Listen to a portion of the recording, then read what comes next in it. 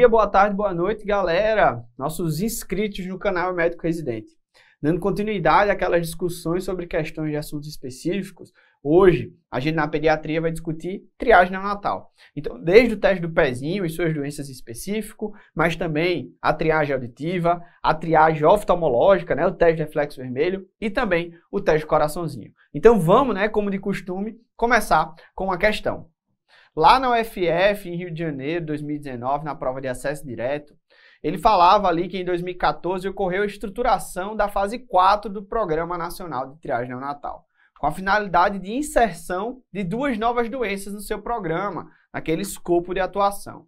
E a questão quer saber, justamente após essa fase 4, quais foram as doenças adicionadas junto com a triagem do hipotireoidismo, da fenilcetonúria e das hemoglobinopatias.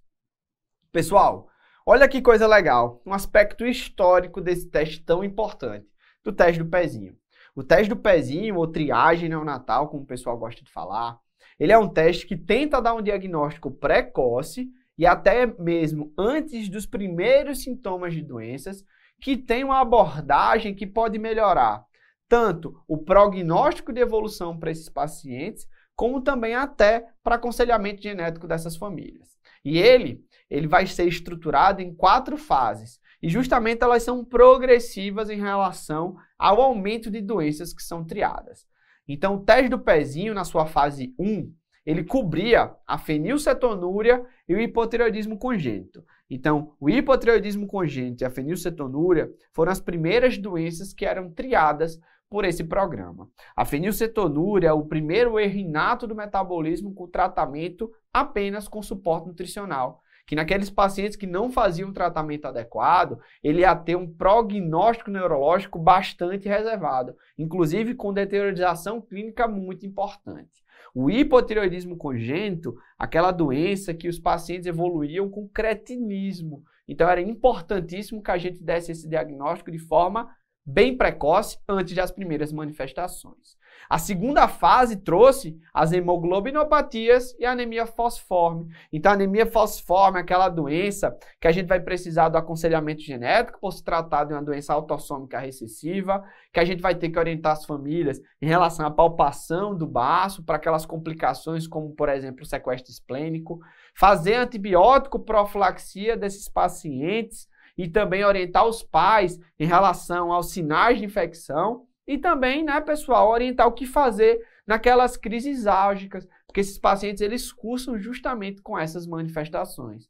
Ah, Felipe, o que é que eu tenho que lembrar também na anemia falciforme? Ah, eu tenho que lembrar que esses pacientes precisam fazer, além da antibiótico profilaxia, vacinas especiais, porque eles estão sujeitos a maior chance de infecção por germes encapsulados. E isso aí, tudo, a gente precisa lembrar para a anemia falciforme. A fase 3, além então da fenilcetonúria, do hipotireoidismo congênito e das hemoglobinopatias e anemia falciforme, foi adicionado a fibrose cística. Então a fibrose cística também é uma doença que é coberta, né, pela triagem neonatal, aquela doença que tem um acometimento sistêmico, desde um acometimento ali de insuficiência pancreática, mas também um acometimento respiratório.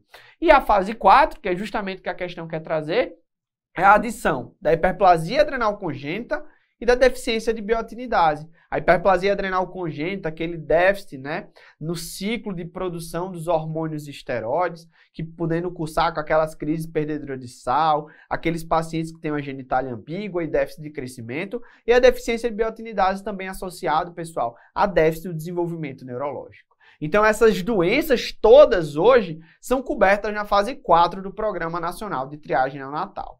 E o outro ponto é que agora, no início de 2020, a gente teve a recomendação da solicitação do IgM para toxoplasmose congênita diante desses mesmos testes de triagem neonatal. Então, além de todas essas doenças que são cobertas na fase 4, a gente tem a adição da toxoplasmose congênita na mesma coleta, o IgM. Tudo bem. Quando a gente volta, né, para o enunciado, o que é que a gente consegue ver, pessoal? A letra A está errada porque traz a deficiência de G6PD e a galactosemia, que não são testados ainda, né, no Programa Nacional de Triagem Neonatal do Ministério da Saúde. A letra B erra de novo aqui por deficiência de G6PD.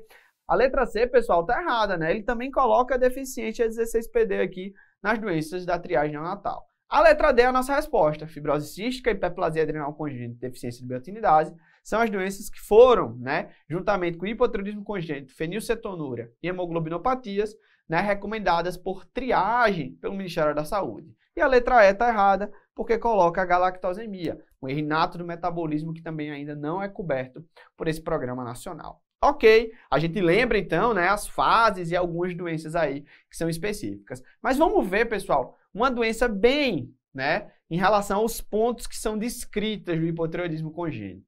A gente já sabe, né, que a prova da CESPE 2010 de acesso direto teve uma das questões mais bonitas de hipotireoidismo congênito, apesar dela ter sido anulada no final. Mas vamos lá para a gente entender justamente o que vem por trás dessa questão. A CESPE lá em 2010 disse que um recém-nascido a termo, com peso ao nascer de 3,4 kg, APGA 9,9, gestação sem nenhuma intercorrência, veio para consulta no 28º dia, com o teste do pezinho apresentando um TSH, e aí a questão foi anulada justamente disso, porque era um TSH alto, de 85, na verdade, bem alto. A mãe refere que a criança é ativa, suga bem, apresenta bom ganho ponderal e exame físico normal. A questão quer saber em relação à conduta para essa criança. E aí, para a gente fazer aquela revisão básica, vamos lembrar. O hipotireoidismo congênito é uma doença que tem um quadro clínico bastante, digamos assim, abrangente. A maioria dos pacientes, eles são assintomáticos, então eu posso ter um hipotireoidismo congênito ali naqueles primeiros dias que o paciente não tem nenhuma manifestação. Mas é claro que se eu não fizer o tratamento de forma adequada, ele pode evoluir com comprometimento do desenvolvimento neurológico bastante marcado, inclusive com a forma, né, da fase crônica desse atraso do desenvolvimento chamada de cretinismo.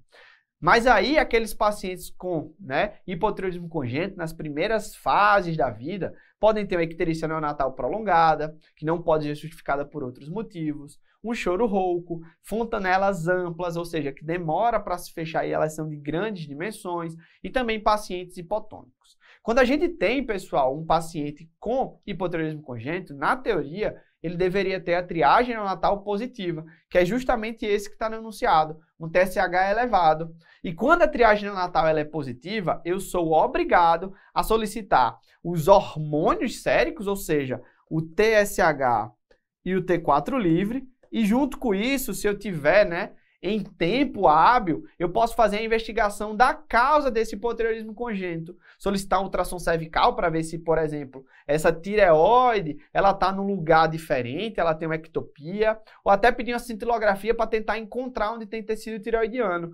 Essa investigação etiológica do hipotireoidismo congênito, ela não é obrigatória para ser feita logo após essa suspeita diagnóstica, ali naquele momento da triagem positiva, mas pode sim ser feita. Mas eu não vou atrasar nem a coleta dos exames séricos para definição diagnóstica, né, final e nem para o início do seu tratamento, que deve ser iniciado precocemente, de preferência até o 14º dia de vida dessa criança. E outro ponto que você não pode esquecer é que esse tratamento ele é feito com comprimido macerado, porque o xarope ele ainda não é liberado para tratar pacientes com hipotireoidismo congênito. Ah, Felipe, então, vamos lá voltar para o enunciado? Vamos sim. A letra A fala que observar a criança e alertar os pais para sinais do hipotireoidismo congênito é a melhor conduta. E é claro que isso está errado, pessoal. O tratamento ele tem que ser de forma precoce. Então, esse paciente, você não vai esperar que ele seja sintomático para começar o tratamento. Então, você deveria ter começado o tratamento no 14º de vida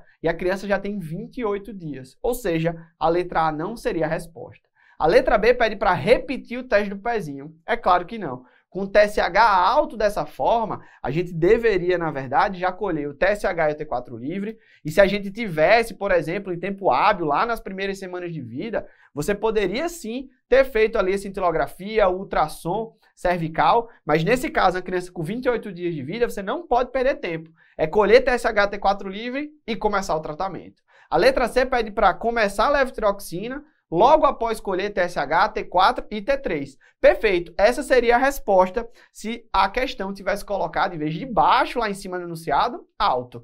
A letra D pede para realizar ecografia, ultrassom e cintilografia da tireoide, enquanto aguarda resultado de dosagem sérica dos hormônios tireoidianos, sem iniciar tratamento. E a gente já viu que eu tenho que iniciar o tratamento de forma precoce. Eu colhi TSH e T4 livre e começo o tratamento. Para a gente, né, já não perder tempo, principalmente numa criança que tem 28 dias de vida. E a letra E pede para iniciar o tratamento com levotiroxina, logo após colher, para a dosagem sérica de T3, T4 e TSH e realizar a cintilografia de tireoide. Pessoal, a cintilografia de tireoide, na grande maioria das vezes, ela não vai ser feita de forma imediata. Então, se você fizer no mesmo dia, em relação ali à coleta dos exames séricos, você poderia até responder com uma letra E. Mas a grande maioria das vezes, cintilografia é o exame eletivo, ou seja, ele vai demorar muito para ser marcado. Então, você não vai, né, correr atrás da cintilografia antes de iniciar o tratamento. Você tem que iniciar o tratamento de forma imediata, logo após a coleta dos exames séricos. Então, essa questão ela foi anulada na época, mas muito mais por causa desse relato aqui que falava baixo no TSH de 85, e a gente sabe que isso está incorreto. Mas tudo bem, questão muito bonita e faz toda a revisão do assunto de hipotireoidismo congênito. Vamos seguir. A próxima doença, pessoal, é sobre fibrose cística. Então, a SUS, em 2015, na prova de acesso direto, traz uma criança de 3 meses, assintomática, que comparece ao ambulatório para checar o teste do pezinho, que já tem uma triagem positiva, ó, para fibrose cística. Nessa situação, dentre as abaixo citadas, qual seria a melhor conduta? Vamos relembrar sobre a fibrose cística. Então, a fibrose cística, ela está, né, associada a um defeito naquele transportador de cloro, o que faz com que as secreções elas sejam mais viscosas, e isso vai trazer várias repercussões, como, por exemplo, dificuldade na eliminação no clínico nas vias respiratórias. É um paciente que vai evoluir com dificuldade, né, de excretar as enzimas pancreáticas, o que pode cursar com insuficiência pancreática exócrina e, posteriormente, até uma destruição pancreática e evolução para também insuficiência pancreática endócrina. É um paciente, pessoal, que na triagem neonatal vai dosar isso aqui, ó, o TIR, a tripsina imunorreativa. Quando a gente tem um teste de triagem positivo, eu tenho uma TIR positiva, o que é que eu tenho que fazer? Eu vou ter que repeti-la. Então, essa tripsina imunorreativa, a gente vai lá, né? Eu faço o teste de triagem neonatal ali por volta do 3º até o 5º dia, e se ele vier positivo, eu repito esse teste.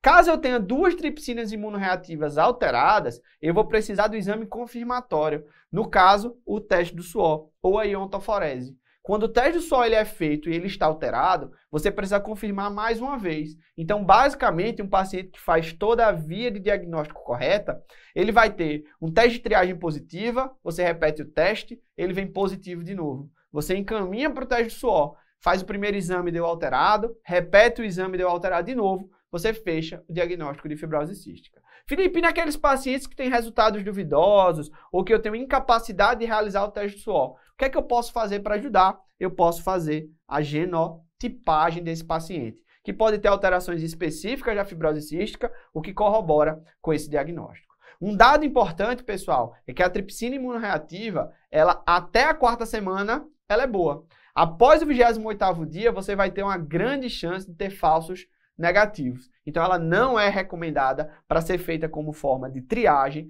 depois da 4ª semana. Felipe, então se a criança chega muito tardiamente com o ITR positivo, o seu primeiro, ou até ele, né, nem chegou com triagem neonatal, o que é que eu tenho que fazer? Se eu tiver suspeita, eu tenho que fazer o teste do suor. Eu não vou poder repetir a tripsina imunorreativa. O quadro clínico ele é bem abrangente, pessoal. Ele vai ter uma criança, um recém-nascido que teve um retardo na eliminação do mecônio, infecções respiratórias de repetição, sejam altas ou até pneumonias. Eu vou ter um paciente com tosse crônica, com bronquiectasias, principalmente na evolução dessa doença.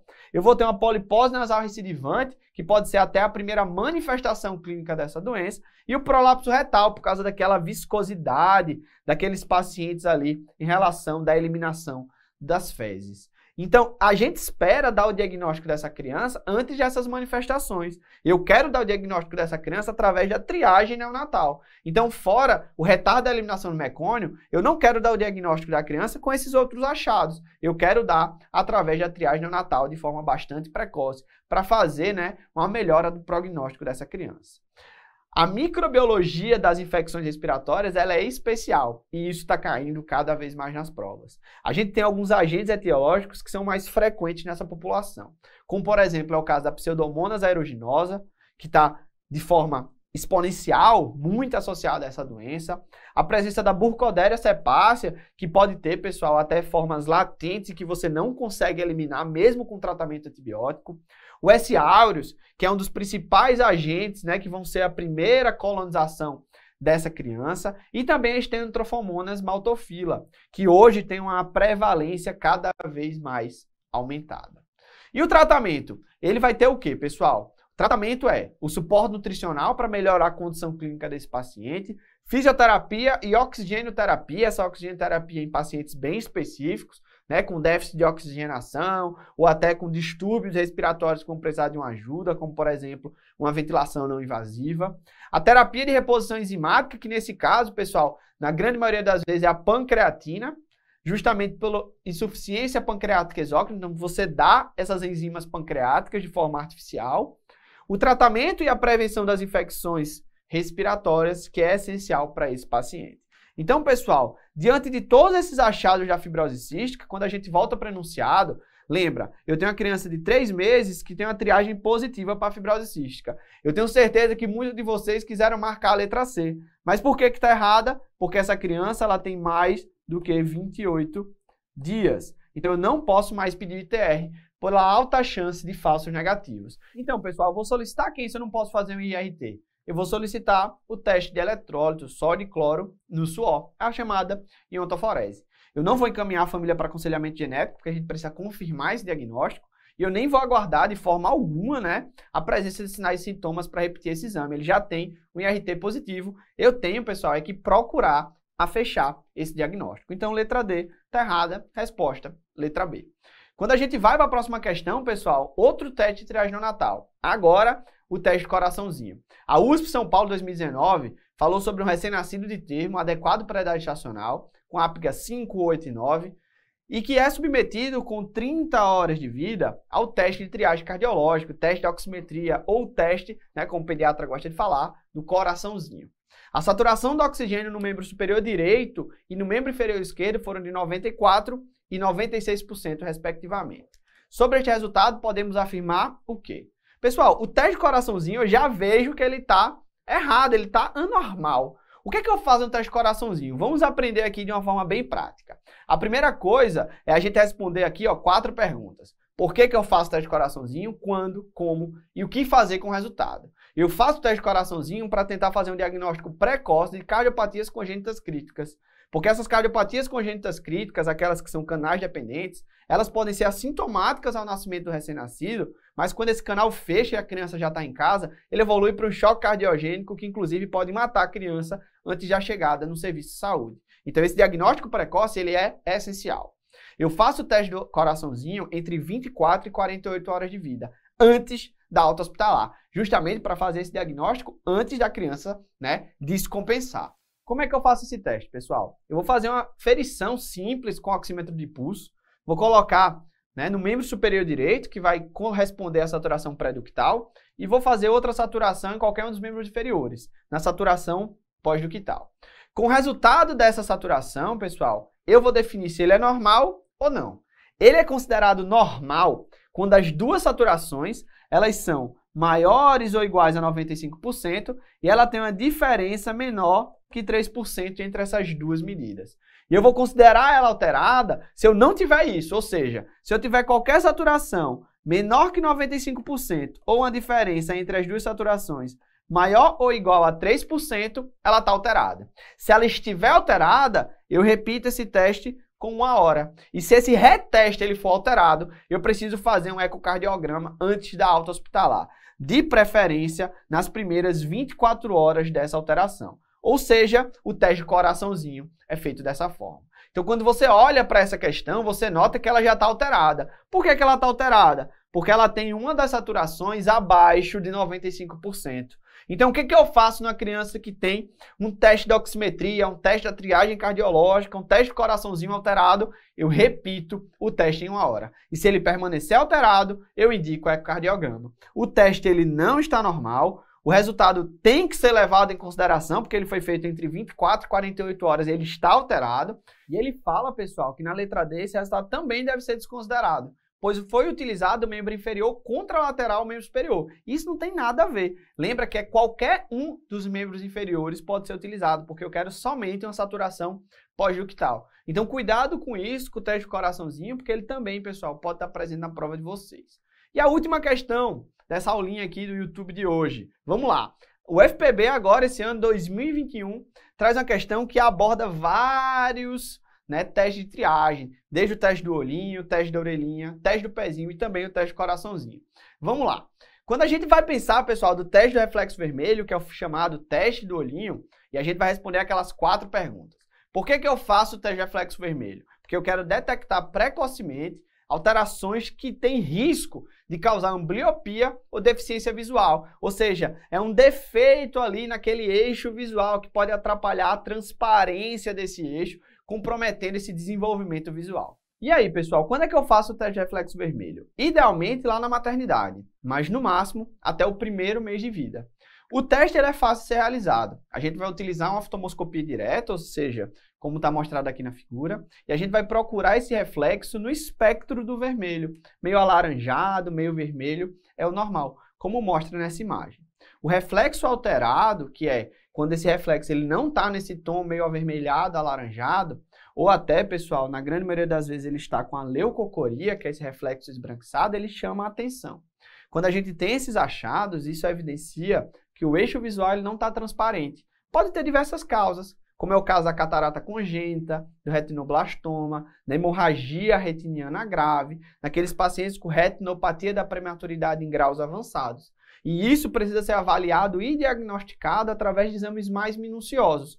Ou seja, você vai precisar encaminhar esse paciente para o oftalmologista. Então, eu tive reflexo ausente ou duvidoso, eu preciso, obrigatoriamente, encaminhar o paciente para o oftalmologista. Felipe, e quem tem um teste normal, o que é que eu faço? Pessoal, mesmo com o teste normal, existe a recomendação de você repetir esse teste periodicamente nas consultas ambulatoriais de puericultura. Pelo menos ali 2 a 3 vezes ao ano, pelos próximos 3 anos. Justamente porque algumas patologias podem aparecer posteriormente, como é o caso do retinoblastoma, que pode estar ausente ao nascimento e durante esses primeiros anos ter as primeiras manifestações, e esse aí vai permitir um diagnóstico bastante precoce dessa doença.